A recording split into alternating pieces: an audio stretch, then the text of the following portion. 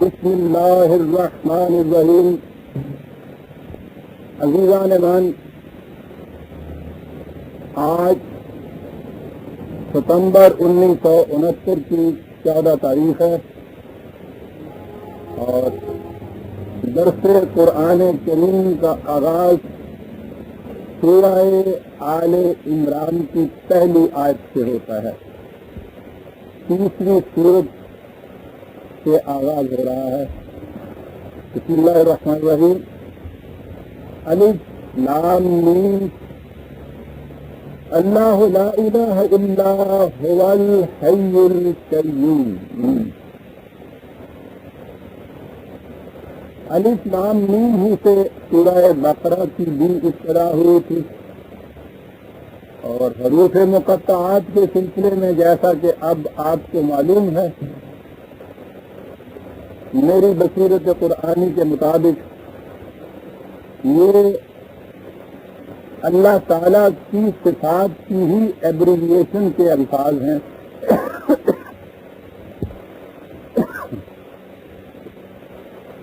جیسا کہ میں نے شروع میں تفصیل سے عرض کیا تھا، عربوں کے ہاں یہ قاعدہ تھا اور دوسری زبانوں میں بھی یہ ہے کہ وہ لفظوں کا ایک حرف لے کر اس حرف سے پورے لفظ کا مطلب لے لیتے ہیں. یا RSVP وغیرہ آپ کے ہاں انگریزی میں اس طرح بولتے ہیں، یہ بالکل وہی چیز ہے. عبرانی زبان میں بھی یہ انداز تھا، عربی زبان میں بھی یہ انداز تھا اور قرآن تو لسان عربی مبین میں نازل ہوا ہے. اس لیے قرآن کریم کو سمجھتے وقت اس چیز کو نظر انداز نہ کیجیے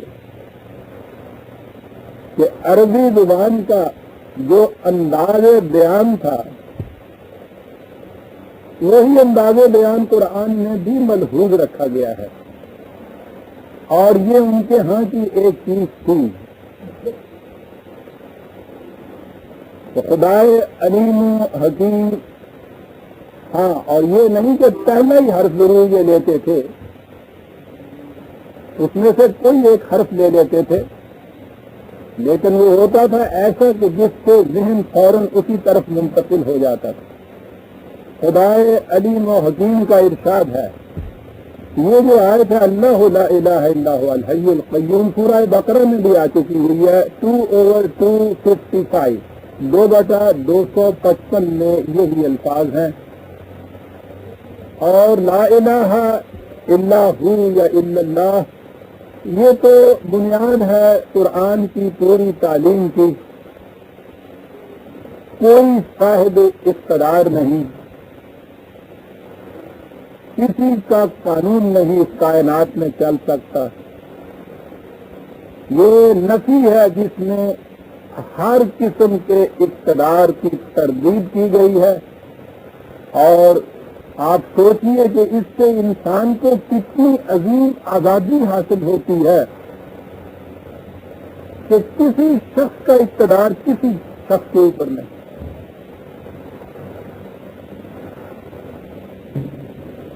یوم الدین کے متعلق جیسا قرآن نے یہ کہا ہے کہ یوم لا تملک نفس لنفس شیئا، کہ جس دور میں کسی شخص کا کسی دوسرے کے اوپر کسی قسم کا کوئی دباؤ نہیں ہوگا. لیکن اگر اتنی سی چیز ہو تو یہ تو منفیانہ انداز ہے، نیگیٹو چیز ہے، یہ تو انارکی ہے، اس سے تو کام نہیں چل سکتا. اس لیے اگلی چیز اس کے ساتھ ہی یہ اضافہ کر کے اس کی تکمیل کی الا اللہ. وہی جو آیت میں نے ابھی تلاوت کی اس کا ٹکڑا جو ہے کہ اس دور میں کوئی کسی کا دبائل نہیں ہوگا. اس کے آگے ہے والامر یومئذ باللہ. یہ نہیں ہوگا کہ وہاں انارکی ہوگی، کسی قسم کا قاعدہ ہی نہیں، قانون ہی نہیں. انسانوں کا کوئی اقتدار کسی دوسرے انسان پہ نہیں ہوگا. والامر یومئذ للہ. اس دور میں تمام امور کے فیصلے خدا کے قوانین کے مطابق ہوں گے۔ یہی وہ چیز ہے کہ جو لا الہ الا اللہ کے اندر پوشیدہ ہے۔ کوئی صاحب اقتدار نہیں، لیکن لالیسنس نہیں۔ ایک صاحب اقتدار، ایک قانون دینے والا، اسی کے قانون کی اطاعت، اور وہ انسانوں سے بالا تر ہستی۔ اللہ لا الہ الا هو الحی القیوم، حی زندہ اور زندگی عطا کرنے والا، قیوم جو خود اپنے قیام کے لیے، اپنے وجود کے لیے، اپنی ایگزسٹنس کے لیے کسی دوسرے کا محتاج نہ ہو، سیلف ایگزسٹنس، اور ہر ایک کا قیام کا ذمہ دار ہو، ہر شے اس کی وجہ سے وجود پوش ہو یا وجود پذیر ہو، اور وہ خود اپنی ذات کے لیے، اپنے وجود کے لیے کسی کا محتاج نہ ہو۔ جیسا کہ میں نے عرض کیا تھا، عربی زبان ایسی جامع ہے کہ اس میں ذرا سا باب بدل دیا جائے تو اس باب میں نئی قسم کی ایک جامعیت آ جاتی ہے۔ الحی والقیوم، زندگی اور اس کے بعد قیام، بڑی ضروری چیزیں ہیں۔ زندگی اس نے عطا کی، یہ جو قیام ہے خارجی کائنات میں خدا کا قانون جاری و ساری ہے، اس کے مطابق ہر شے کا قیام ہے، اس کی ایگزسٹنس ہے، وہ موجود ہے، وہ باقی رہتی ہے۔ انسانوں کی دنیا کے اندر بھی اس قانون کی ضرورت تھی۔ انسان کی طبعی زندگی کے لیے تو وہی قوانین جو خارجی کائنات میں کار فرما ہیں، انہی کے تابع اس کی طبعی زندگی، فزیکل لائف چلتی ہے۔ لیکن اس نے انسان کو حیوانی سطح سے اونچا لے جا کے ایک انسانی زندگی بھی اس کی بتائی ہے۔ وہ انسانی زندگی کے جس میں اس نے متمدن زندگی بسر کرنی ہے، اور متمدن زندگی میں ایک انسان کا دوسرے انسان کے ساتھ جب واسطہ پڑتا ہے، اس میں ایسے قوانین کہ جن سے اتنا ہی نہیں کہ یہ مدنیت کی زندگی میں آپس میں ٹکراؤ نہ ہو، تصادم نہ ہو، بلکہ باہمی تعلقات سے ہر فرد کی ذات کی نشو و نما ہوتی چلی جائے۔ یہ ہے انسانی سطح زندگی، اور اس کے لیے جو قوانین اس نے عطا کیے وہ وحی کے ذریعے خصوصیت سے انسانوں کے لیے عطا کیے۔ اس لیے جب اس نے حی و قیوم کہا، زندگی اور ایگزسٹنس قائم رہنے کی صفت بیان کی، تو سطح حیوانیت سے بلند ہو کر انسانوں کو انسان کی سطح پہ خطاب کرتے ہوئے کہا کہ اس مقصد کے لیے نزل علیک الکتاب بالحق، ہم نے رسول تیری طرف یہ کتاب بتدریج نازل کی حق کے ساتھ۔ جیسا کہ آپ کو معلوم ہے، قرآن کی بڑی جامع اصطلاح ہے حق، ٹھوس حقیقتیں، دی ٹروتھ، ایک ذہنی قیاسی چیز نہیں، یوں ہی ایبسٹریکٹ نہیں، اس کے لیے بنیادی طور پہ محسوس ٹھوس حقیقتوں کا ہونا، اور دوسری چیز ان حقیقتوں کا زمانے کے تقاضوں کے لیے، جن ضرورتوں کے لیے وہ چیزیں دی جاتی ہیں، ان میں فٹ ان ہو جانا۔ یہ جو ہنجز ہوتے ہیں، اب تو ہمارے یہاں ہنجز آ گئے ہیں، پہلے دروازے میں وہ ایک کیل ہوتی تھی، اس کے نیچے ایک ساکٹ ہوتا تھا، یہ جس طرح سے کہ وہ اس کی چول اس ساکٹ کے اندر فٹ ہوتی ہے، لیکن فٹ جامد طور پہ نہیں ہوتی۔ ایک تو آپ گاڑ دیتے ہیں نا کوئی چیز، وہ بھی فٹ ہوتی ہے اس میں، لیکن اس میں جمود ہوتا ہے. ایسی چیز کہ وہ کسی دوسرے میں فٹ تو آئی ہو لیکن اس کی حرکت کے راستے میں وہ مزاحم نہ ہوتا ہو، اس کو الحق کہتے ہیں. دیکھتے ہیں یہ زبان کیا تھی ان کی، دروازے کی موومنٹ بھی پوری پوری رہتی ہے اور وہ اپنے مقام سے ہل بھی نہیں سکتا. ذرا سا اس مقام سے اس کو ہلا دیجئے، دروازہ نہیں رہتا. جامد ہو جائے تو نہیں رہتا، وہاں سے اگر ذرا ادھر ادھر ہٹ جائے پھر وہ دروازہ نہیں رہتا. نزل الیک الکتاب بالحق مصدقا لما بین یدیہ.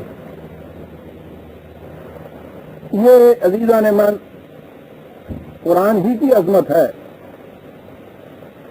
قرآن ہی کی میں نے اس لیے کہا کہ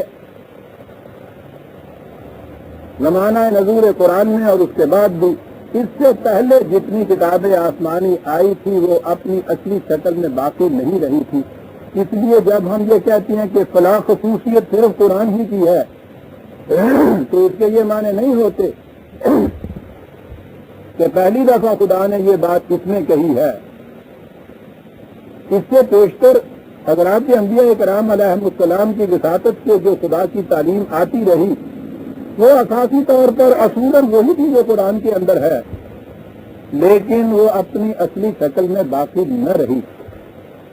اس لیے جب ہم کہتے ہیں کہ قرآن ہی کی خصوصیت ہے تو اس کے معنی یہ ہے کہ اب یہ خصوصیت کسی اور جگہ نہیں ملتی.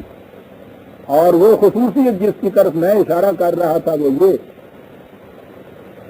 کہ دنیا میں آپ دیکھیں گے ہر اہل مذہب یہ کہتا ہے کہ سچائی صرف ہماری طرف آئی تھی، کسی اور کی طرف نہیں آئی تھی. اور یہ قرآن ہے جس نے یہ کہا کہ نہیں، دنیا کی ہر قوم میں ہر زمانے میں ہماری طرف سے رسول آتے رہے اور وہ ہماری طرف سے وہی تعلیم لاتے رہے جو تعلیم اب اصولی طور پر قرآن کے اندر تمہیں ملے گی. اور اسی لیے اس نے یہ کہا کہ محمد الرسول اللہ صلی اللہ علیہ وسلم پر ایمان لانے سے پہلے ضروری ہے کہ تم ایمان لاؤ تمام انبیاء کے اوپر جو ان سے پہلے آ چکے ہیں، اور ایمان لاؤ اس حیثیت سے کہ لا نفرق بین احد من الرسل، ان کے رسول ہونے کی حیثیت سے ہم ایک دوسرے میں قطعاً کوئی تفریق نہیں کرتے. آپ دیکھتے ہیں کہ دیگر اہل مذاہب کے بانیوں کی تعظیم و تکریم و احترام ایمان کی حد تک، جو میں نے کہا تھا کہ قرآن کے باہر کہیں نہیں ملے گی، یہ بات کہیں اور نہیں ملے گی. اس قدر وسعت ظرف ہے، اس قدر کشادگی یہ نگاہ ہے. اور یہ نہیں کہ کسی کا احسان رکھ رہے ہیں، ایسا کہنے سے ایک حقیقت کا اظہار ہے خدا کی طرف سے کہ جب ہماری ہی طرف سے یہ تمام انبیاء آئے تھے، اس سلسلے کی آخری کڑی یہ رسول ہے، تو پھر تو ہر نبی کو نبی ماننا ہوگا، رسولوں پہ ایمان لانا ہوگا اس حیثیت سے کہ کسی رسول کی رسالت کے منصب میں تم کسی قسم کا فرق نہ کرو. لہذا ان کی طرف جو کتابیں نازل ہوئی ان کو بھی ماننا ہوگا کہ وہ اپنے اپنے وقت میں خدا کی طرف سے آئی تھی.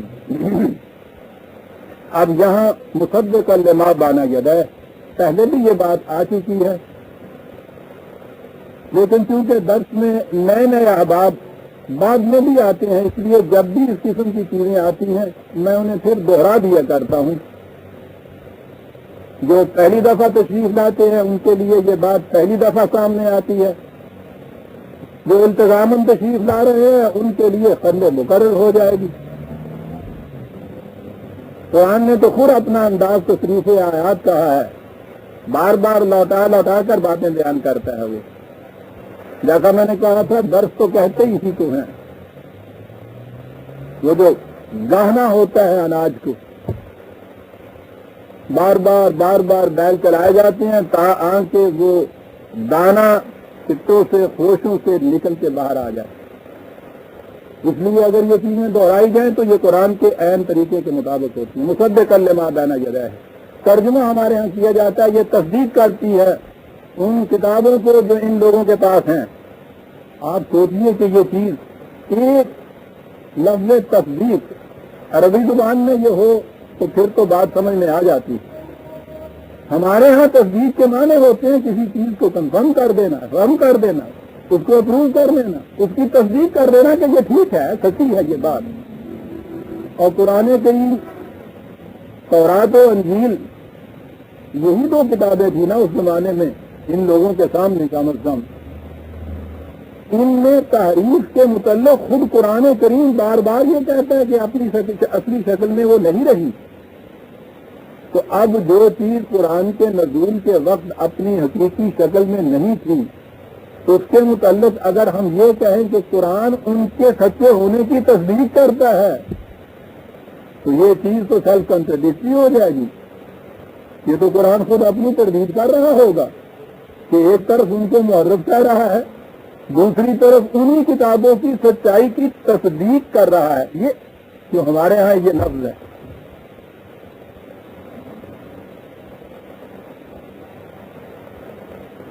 یہ مصدق تصدیق کرنے کے معنی ہوتا ہے کسی بات کو سچ کر دکھانا.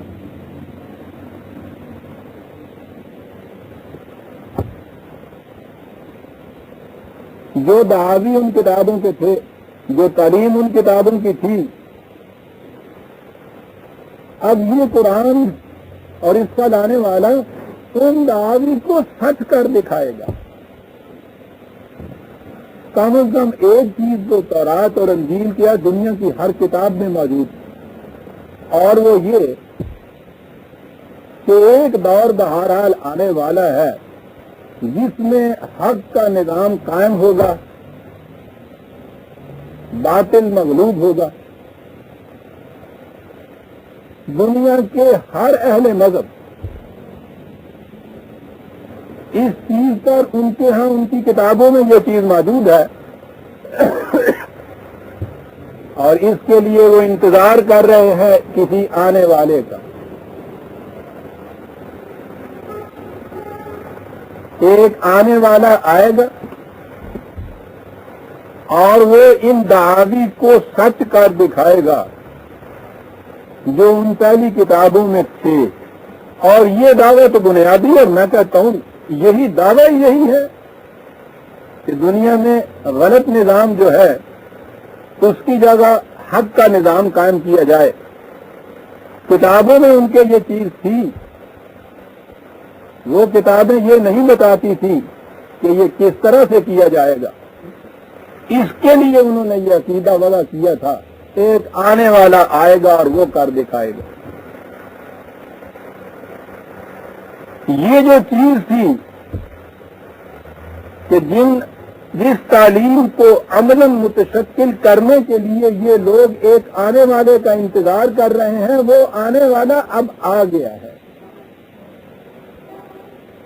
یہ قرآن آیا اور قرآن کا لانے والا آ گیا. اب یہ ان کے ان دعاوی کو جس کے انتظار میں وہ اتنا عرصہ سے چلے آ رہے ہیں، یہ اپنے ہاتھوں سے اس کو سچ کر دکھائے گا. یہ ہے مصدق ہونا ان چیزوں کا. وہ آنے والا آیا اور اس نے پھر حقیقت ان چیزوں کو سچ کر دکھایا. اب یہ ان کی تنگ نظری تھی اہل مذہب کی کہ اس کے باوجود انہوں نے اس آنے والے کو وہ آنے والا نہ سمجھا.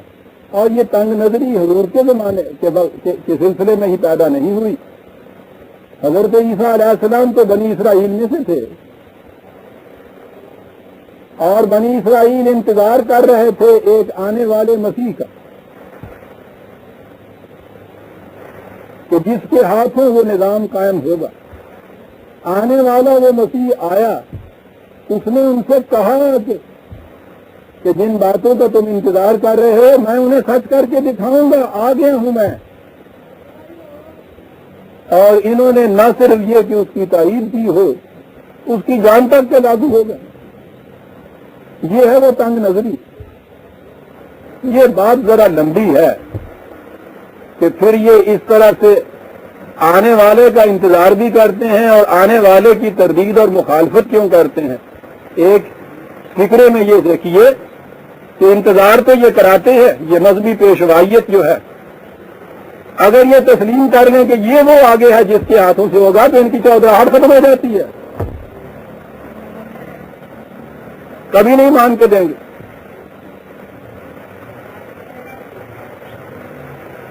دوسری طرف جانے نہیں دیں گے آنے والے کے انتظار کے عقیدے سے کہ وہ تمہارے یہاں آنا ہے. آنے والے کو مان کے نہیں دیں گے کہ خود ختم ہوتے ہیں. یہی چیز نبی اکرم صلی اللہ علیہ وسلم کے زمانے میں ہوئی.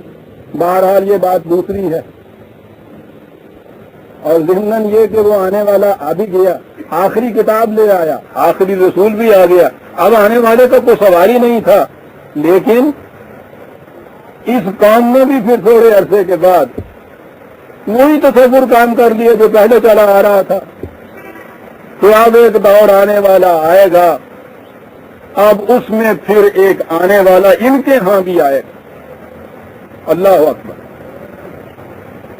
یعنی جو کچھ پہلی قوموں نے کیا حرفن وہی کچھ اس قوم نے کیا.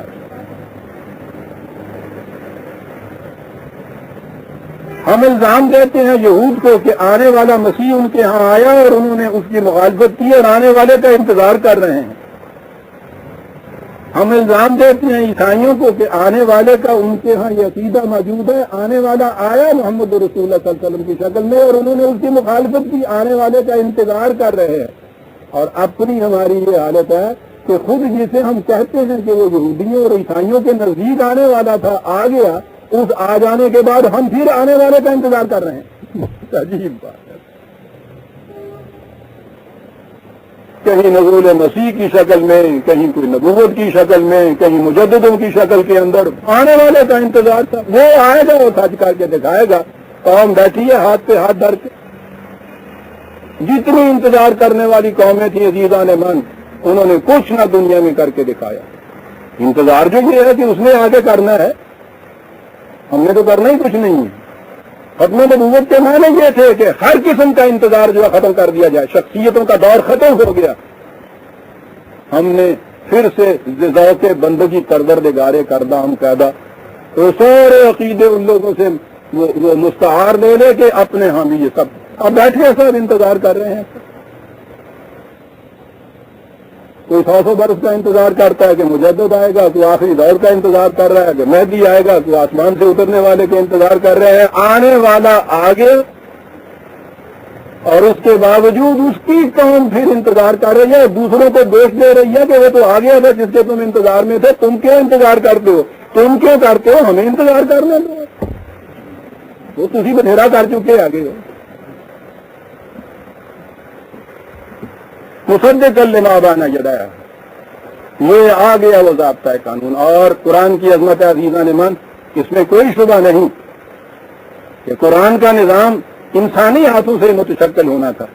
متشکل ہوا بھی انسانوں کے ہاتھوں سے, محمد رسول اللہ والذین معہ کے ہاتھوں سے. لیکن قرآن نے جہاں کہیں مصدق کی چیز کہی ہے وہ ضابطہ قانون ہی کو کہا ہے.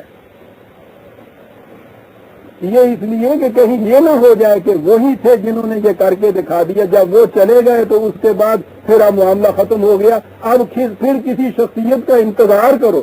ضابطہ موجود ہے, جو بھی اٹھ کے اس ضابطے کے مطابق عمل کرے گا وہ اس نظام کو متشکل کر دے گا.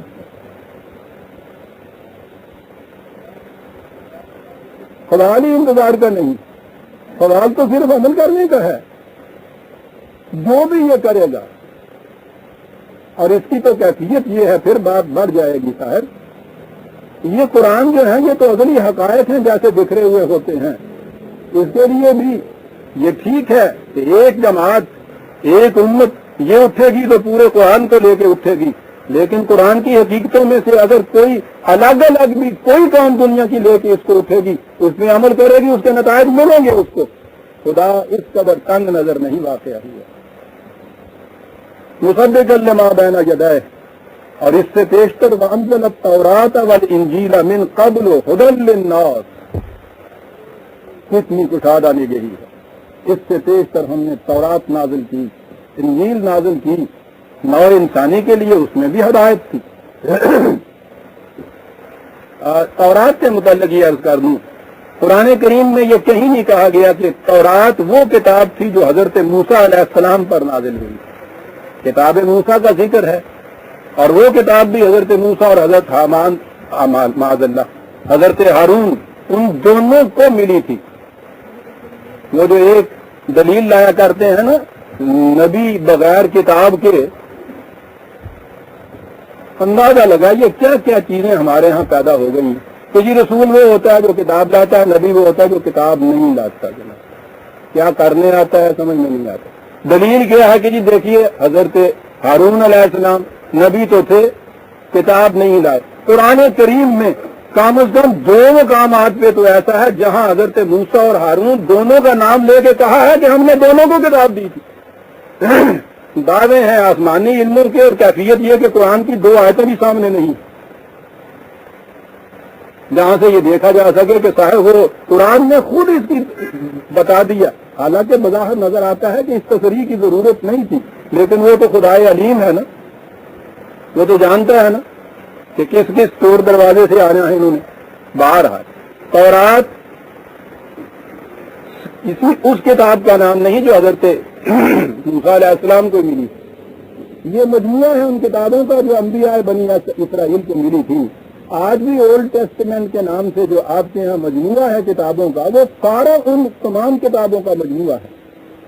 بھائی اتنا سا فرق ہے کہ قرآن نے 1-2 مقام پر حضرت داؤد علیہ السلام کی کتاب کا الگ بھی ذکر کیا ہے کہ انہیں ہم نے کتاب دی تھی، زبور کتاب ہی کو کہتے ہیں۔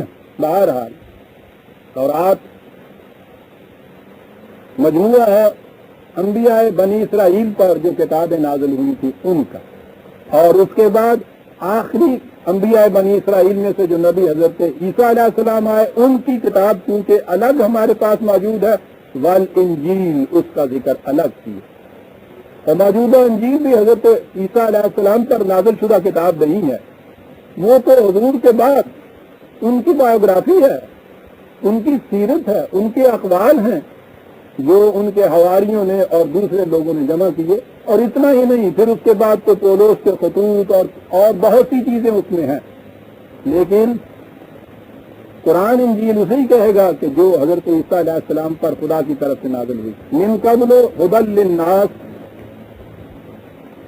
وانزل الفرقان، اور آخر الامر الفرقان بھی آ گیا، حق اور باطل میں اس طرح تمیز کر دینے والا، جیسا میں نے آپ سے کہا تھا فرقان فرق مانگ جیسے نکالی جاتی ہے بالوں کی، ایک بال بھی مانگ میں سے ادھر کا ادھر ہو جائے مانگ ٹیڑھی ہو جاتی ہے، اس طرح نکھار کر حق اور باطل میں تمیز کرنے والا جیسے بال الگ اور الگ ہو جائے۔ یہ قرآن کی خصوصیت بتائی ہے، ایک صفت بتائی ہے 25/1 میں 25/1، اس میں یہ کہا ہے کہ خدا نے الفرقان نازل کیا، وہاں بھی یہاں بھی وانزل الفرقان ہے۔ اب الفرقان جو ہے وہ صرف قرآن ہے، حق اور باطل میں تمیز کرنے والا، انٹرنسک ٹروتھ یاد رکھیے، بنیادی طور پہ جو حق اور باطل ہے اس میں تمیز کرنے والا صرف قرآن۔ ان الذین کفروا بآیات اللہ لہم عذاب شدید، جو لوگ قوانین خداوندی سے انکار کرتے ہیں عام ترجمہ ان کے لیے عذاب شدید۔ میں نے گزارش کیا ہے کہ قرآن کو سمجھنے کے لیے اس کی یہ جو ٹیکنیکل ٹرمز ہیں نا، کانسیپٹس جو ہیں، ان کا مفہوم متعین کرنا بڑا ضروری ہے۔ ان الذین کفروا ہم نے کہا اور ذہن میں آ گیا جی کافر جو ہے نا ان پہ، اور پھر کافر ہمارے ذہنوں پہ آ جاتا ہے ہمارے سوا باقی سب۔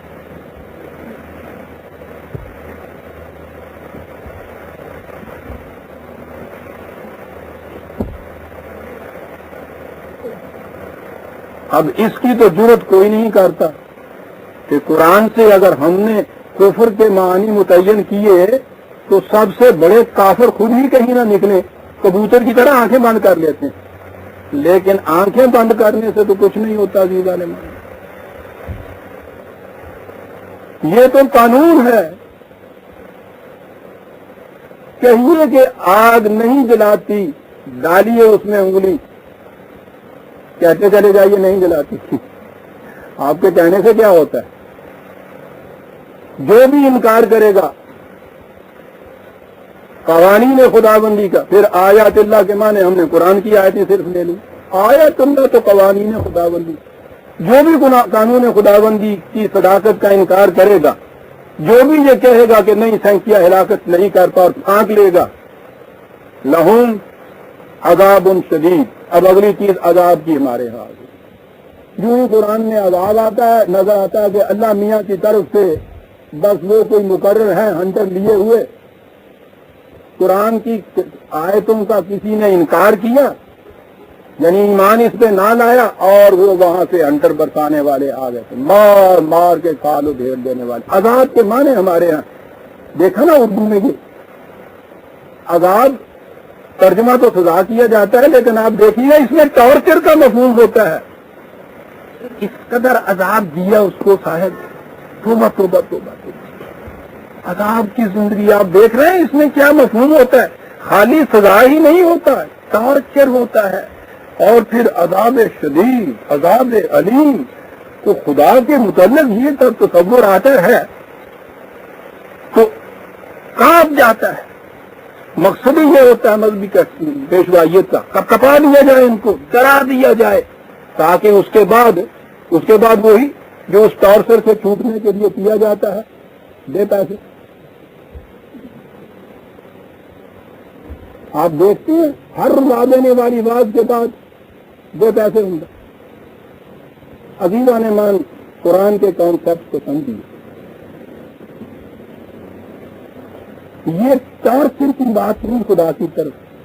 تو خدا یہ نہیں کہ وہ بیٹھا ہوا ہے، اس کو غصہ آ رہا ہے کہ او میرے قانون سے، میری آیت سے تو نے انکار کیا، اور پکڑ لو ان کو صاحب، مار مار کے بھرکس نکال دو۔ کچھ نہیں، بات جس نے بھی قانون کی صداقت سے انکار کیا، اس کے نتائج نہایت تلخ، تباہ کن، نقصان رسا اٹھائیں گے، بہت ختم ہو گیا۔ عذاب تو نتائج ہیں، ضرر رسا نتائج، قانون و خداوندی کی خلاف ورزی کرنے کے۔ کوئی آج کر کے دیکھ لیں، یہاں سامنے نظر آ جائے گا وہ عذاب۔ وہ کوئی پولیس کنسٹیبل حوالات میں لے کے عذاب نہیں دے رہا عزیزان من، وہ اس کا فطری نتیجہ ہے۔ اسے کہتے ہیں نقصان رسا نتیجہ، قانون کی سے سرکشی، انکار کرنے کا۔ اور کفرہ کے معنی زبانی انکار ہی نہیں ہوتا، سرکشی ہوتا ہے اس کے معنی ساتھ۔ قانون سے سرکشی برتو گے، نتیجہ فطری اس کا نہایت تباہ کن، نہایت نقصان رساں تباہیاں، ہلاکتیں آ جائے گی۔ جو بھی یہ کرے گا، ان الذین کفروا، جو بھی ایسا کرے گا، لہم عذاب شدید واللہ عزیز۔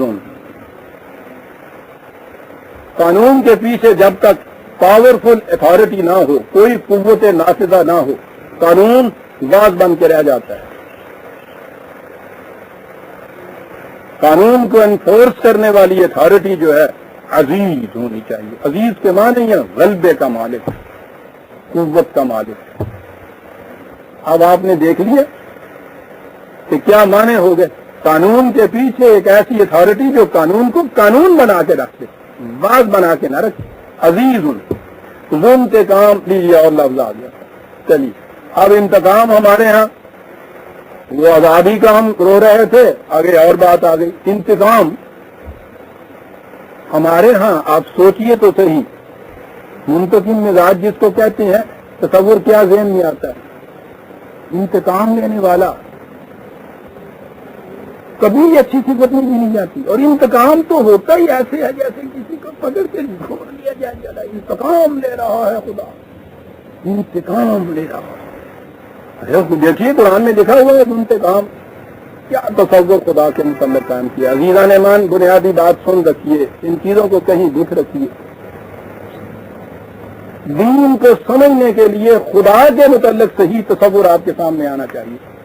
یہ تصور، یہ کنسیپٹ صحیح ہو جائے، سارا دین سمجھ میں آ جاتا ہے۔ صحیح تصور قرآن نے جو دیا ہے، یوں سمجھ میں آتی ہے بات۔ ذو انتقام، چرواہے کو دیکھا کبھی آپ نے، اس سڑک کے اوپر لے جا رہا ہو دونوں بکریوں کو، اس نے تو وہ ایک بکری ادھر نکل جائے گی، ایک نکل جائے گی ادھر، وہ جلدی سے بڑھتا ہے اس کو، اور پھر اس کو پھر ادھر لاتا ہے، ادھر پھر اس کو جاتا ہے۔ وہ جو ایک راستہ درمیانی ہوتا ہے جس پہ اس نے چلانا ہوتا ہے، اس کا کام یہ ہے کہ ان کو ادھر ادھر لائے، آواز دے کے لاتا ہے۔ وہ آواز دے کے نہیں آتی تو پھر لٹ لے کے بھی اس کے پیچھے جاتا ہے کاہے کے لیے وہ راستے کے درمیان میں چلے، ادھر ادھر نہ ہٹ جائیں۔ انتقام کہتے ہیں کسی کو راستے کے درمیان میں اس طرح سے چلانا کہ ادھر ادھر نہ چلا جائے۔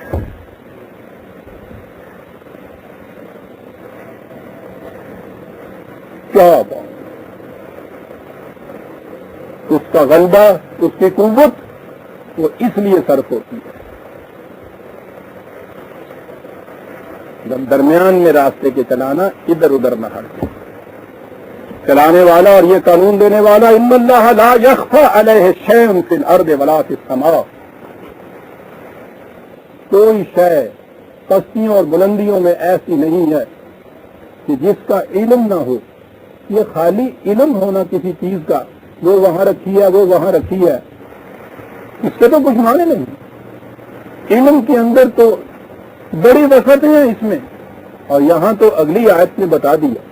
علم کے معنی یہ ہیں وہ جانتا ہے کہ کس شے کو کس چیز کی ضرورت ہے اپنی نشو و نما کے لیے، وہ جانتا ہے کہ اگر یہ راستے سے ادھر ادھر ہٹ کے تو اس کا انجام کیا ہوگا، وہ جانتا ہے کہ پرورش کے لیے، تربیت کے لیے، نشو و نما کے لیے، ارتقاء کے لیے، ڈیولپمنٹ کے لیے کیا کیا تقاضے ہیں، ان تقاضوں کو کس طرح سے پورا کرنا ہے اس کے قانون میں، اور ان تقاضوں کی کیفیت یہ ہے انسانوں کی زندگی میں هو الذی یصورکم فی الارحام کیف یشاء، تم تو ابھی وجود پذیر ہو کے باہر دنیا میں بھی نہیں آئے تھے کہ اس نے رحم مادر کے اندر تمہاری لیے یہ قانون مقرر کر دیا ہوا۔ وہاں جب تمہیں وہ ایک کہہ کر عطا کر رہا تھا اپنے قانون مشیت کے مطابق، وہاں بھی اس کا یہ قانون کار فرما تھا، اور یہ قانون بھی قانون مکافات عمد ہے۔ رحم مادر میں بچے کی تشکیل حلال تک نہیں ہوتی عزیزان مان، اس کے لیے بھی اس کے قانون مقرر ہیں۔ جن قوموں نے ان قوانین خداوندی کو سمجھ لیا ہے، آپ کو معلوم ہے ایک ایک بچہ ان کا جو ہے صحت، حسن اور شگفتگی کا پیکر بن کے باہر آتا ہے۔ جن قوموں نے کفر کرتا ہے ان قوانین سے، ان کو بچوں کو دیکھیے صاحب، بچے کی پیدائش کے بعد ایک مصیبت آ جاتی ہے صاحب، سیرے شام تی رو رو ایک عذاب بچے کا۔ کیا ہے یہ کفر ہے آیات اللہ سے۔ کیا ہے اس کا انجام؟ عذاب شدید۔ بچے کی پیدائش پہ تو ہم جشن مناتے ہیں، ٹھیک ہے، خدا کے قانون کے انکار کا نتیجہ عذاب شدید سارا گھر بھگت رہا ہوتا ہے۔ نسلن بعد نسلن یہ چلے جاتی ہیں بعض چیزیں، خیرے بھی صحیح، قانون کے تابع ایسے نہیں روکی جا سکتی ہیں قانون خداوندی پر ایمان لانے سے۔ رحم مادر کے اندر بچے کا ایگزامن کرتے چلے جاتے ہیں اس کو، وہاں اس بچے کو اس قسم کی مناسب پرورش، مناسب چیزیں دے رہے ہیں، اور ابھی یہ علم تو آگے بڑھ رہا ہے۔ یہ ہے خدا کا قانون مشیت، وہاں سے شروع ہو جاتا ہے تقاضوں۔ تو کیا جو وہاں سے اس کے تقاضوں کے متعلق یہ سارا سامان کر رہا ہے، اس کے پیدائش کے بعد جس نے الحی زندگی دی ہے، وہ اس کو القیوم بنانے کے لیے، اس کو قائم رکھنے کے لیے کوئی قانون نہیں دے گا؟ قانون دیے اس نے، احکام دیے، حقائق دیے، تصورات دیے۔ اب آیا قرآن، کہا اس میں دو قسم کے حقائق آپ کو ملیں گے۔ عزیزان مان، وہ اہم، بہت اہم آیت آ رہی ہے۔ جب میں اہم کہتا ہوں تو اس کو یہ معنی نہیں معاذ اللہ قرآن کی اور آیت اہم نہیں، موضوع کے اعتبار سے وہ خاص امپورٹنس رکھتی ہے، اور اس لیے بھی کہ اس کا غلط مفہوم کہیں سے کہیں لے جاتا ہے۔ بڑی اہم آیت آتی ہے، غور سے دیکھیے، قرآن سامنے ہے نسخے تو اس کو دیکھیے۔ هو الذی انزل علیک الکتاب منہ آیات محکمات ہن ام الکتاب وأخر متشابہات۔ بڑی اہم آیت، یہ الکتاب نازل کی، اس میں کچھ قوانین تو ایسے ہیں جو محکمات ہیں، یہ وہ ہیں جو ام الکتاب ہیں، میں الفاظ ابھی یہی استعمال کر رہا ہوں، اور دوسرے وہ ہیں جو متشابہات ہیں۔ یہ آپ کے ہاں محکم اور متشابہات کا مسئلہ جو ہے بڑی اہمیت اختیار کیے ہوئے چلا آ رہا ہے،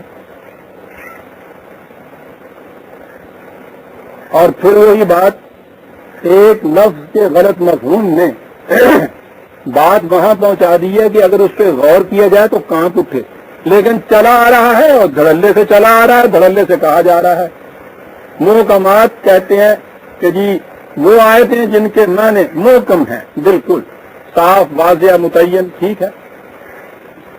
متشابہات کہتے ہیں جن کے معنوں میں شبہ ہے۔ تفسیروں کے متعلق تو میں عرض کر چکا ہوں کہ یہ تو طرح غزلیں ہیں جو لکھی جا رہی ہیں، ایک مصرع طرح دیا ہوا ہے امام طبری نے، چلے آ رہے ہیں، ہٹ سکتے نہیں کہ اسلاف کے راستے سے ہٹنا سب سے بڑا گناہ ہے۔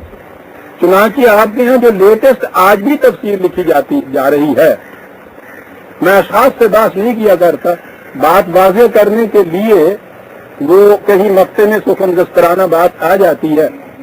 لیٹسٹ تفسیر آپ کے یہاں مودودی صاحب کا تفہیم القرآن، میں نے اتفاقاً دیکھا کہ وہاں کیا چیز ہے، متشابہات کے متعلق اس میں بھی یہ لکھا ہے وہ آیات جن کے مفہوم میں اشتباہ کی گنجائش ہے۔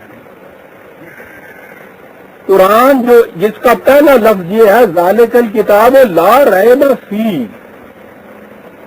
جس میں کوئی چیز شک و شبہ والی نہیں، کہتے ہیں آیات متشابہات وہ ہیں جن کے مفہوم میں اشتباہ کی گنجائش ہے۔ کیا بات ہوئی سر قرآن کی؟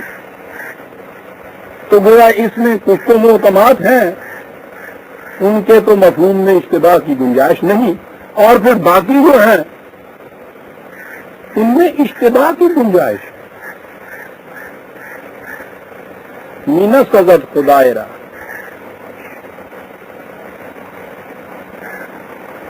کسی پہ الزام نہیں دیتا، خود ان کے متعلق اگر یہ کہا جاتا ہے نا کہ فلاں جو آپ کے یہاں آپ نے لکھا ہے وہ مفہوم واضح نہیں، اس میں تو کچھ اشتباہ کی گنجائش ہے، لکھ دے کے پیچھے پڑ جاتے ہیں۔ کہتے ہیں ہماری کتاب میں یہ ایسا ہوگا تو خدا کی کتاب میں ہوگا، ہماری کتاب میں ایسا کہتے ہیں، ٹھیک ہے جی۔ غریب کی جورو صاحب کی بھابھی، جس کا جو جی میں ہے کہہ لے اس کے متعلق۔ کوئی یہ کہنے والا نہیں کہ کتنا اینٹی اسلامک ہے یہ تصور کہ اس کی کتاب میں ایسی آیات ہیں جس کے مفہوم میں اشتباہ کی گنجائش ہے۔ متشابہات، بات بڑی صاف کی عزیزان مان۔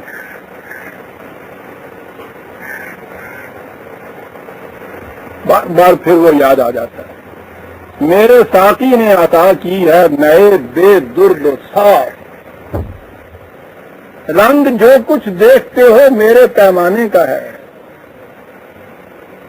یہ تو ان کے پیمانوں کے رنگ ہیں جن سے اس بے درد و صاف میں ازل کو رنگین بنا کے پیش کر دیا جاتا ہے۔ محکمات ٹھیک ہے، محکم اصولی چیزیں، بنیادی چیزیں اس نے کہہ دیا، ام الکتاب، اصل و بنیاد، احکام، قوانین۔ لیکن قرآن کریم میں احکام و قوانین ہی تو نہیں ہے، انہیں سمجھانے کے لیے کہیں امم سابقہ کی تاریخی داستانیں بھی ہیں، وہ بھی چھوڑ دیجیے، بہت سے ایبسٹریکٹ ٹروتھس ہیں، مجرد حقائق ہیں، خود خدا کا تصور کوئی محسوس شے نہیں ہے، حیات آخرت کوئی محسوس شے نہیں، خود انسان کی ذات محسوس شے نہیں، جسے آپ روح کہتے ہیں یا نفس کہتے ہیں، محسوس نہیں ہے۔ خود یہ صداقتیں جو قرآن کریم میں دی ہوئی ہیں اصولی طور پہ بھی وہ محسوس نہیں ہیں، اور جتنے یہ پھر سمجھ لیجئے جن کو ایبسٹریکٹ ٹروتھ کہتے ہیں، مجرد یا بسیط حقائق کہتے ہیں، حقیقت تو وہ ہو لیکن ٹھوس طور پہ محسوس طور پہ اس طرح سے تمہارے سامنے نہ آئے. جیسا میں نے عرض کیا خود خدا سب سے بین مثال ہے, ایک حقیقت ہے, اور میں کہتا ہوں ایک حقیقت نہیں, دی ٹروتھ ہے, دی ریئلٹی ہے, محسوس نہیں ہے. اسے ابسٹریکٹ کہتے ہیں. اب غیر محسوس حقائق ہوں, انہیں سمجھانا ہو لوگوں کو, کیسے سمجھایا جائے؟ انہیں ہمیشہ تشبیہاً سمجھایا جاتا ہے. متشابہات کے معنی ہیں وہ جنہیں تشبیہاً سمجھایا گیا ہے.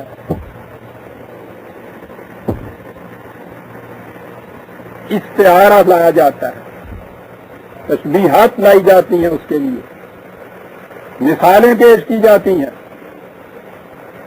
میٹافوریکلی سمجھایا جاتا ہے, سمبولکلی سمجھایا جاتا ہے. ایک تو وہ ہوتا ہے جس کے معنی لٹرلی لیتے ہیں, لفظ ہے وہی اس کے معنی ہے. ایک ہوتا ہے کہ لفظ کو وہ بہرحال ہماری ہی زبان کا ہوگا, لیکن اسے استعمال کیا گیا ہوگا تشبیہ کے طور پر, استعارتاً, تمثیلاً. قرآن میں جنت کا جہاں ذکر آتا ہے, مثل الجنت التی کنتم, کہ اس جنت کی مثال یوں سمجھو, اس لیے کہ مرنے کے بعد کی زندگی تو ہمارے اس دور میں ہماری موجودہ سطح کے اوپر ایک مجرد حقیقت ہے, لیکن اسے سمجھانے کے لیے تو ہمارے ہی الفاظ استعمال ہوں گے. بہترین آسائش کی چیزیں, باغات, سائے, پھل, لحم طیور, بہتی ہوئی ندیاں, ان کے کنارے لبے جوس, سبزہ, پھول, یہ سب ہماری زبان کے الفاظ ہیں. لیکن کہہ دیا کہ مثل الجنت, یہ مثالیں دے کے ہم نے سمجھایا ہے, کیونکہ آگے کہہ دیا کہ کوئی شخص یہ نہیں جان سکتا کہ اس کی آنکھوں کی ٹھنڈک کا جو سامان ہم نے وہاں رکھا ہے وہ ہے کیسا. لیکن مثال کے طور پہ تو سمجھانا پڑتا ہے نا جی. یہ دقت تو یہاں پیش آتی ہے ہر ایک کو. پیش آئی اتنے بڑے شاعر کو آپ کے یہاں غالب, کہ جو ایکسپریشن کا بادشاہ تھا اپنے دور کا, وہ بھی چلاؤ تھا کہ ہر چند ہو مشاہدہ حق کی گفتگو, بنتی نہیں ہے دادا و ساغر کہے بغیر, بنتی نہیں ہے. یہ دادا و ساغر وہ کہتا ہے کہ یہ استعارے ہیں. بات مشاہدہ حق, آپ دیکھا یہاں اس نے کیا لفظ استعمال کیا ہے, ریالٹی, دی ریالٹی, وہ ایبسٹریکٹ ہے, بنتی نہیں ہے دادا و ساغر کہے بغیر. تشبیہ مثال کے طور پہ یہی لیجئے, قرآن کریم نے ایک جگہ کہا حرمت علیکم امہاتکم 4/23, تم پر تمہاری مائیں حرام قرار دی نکاح کے لیے. اب یہاں واضح ہے کہ کے معنی وہ ماں ہے جو بچے کو جانتی ہے,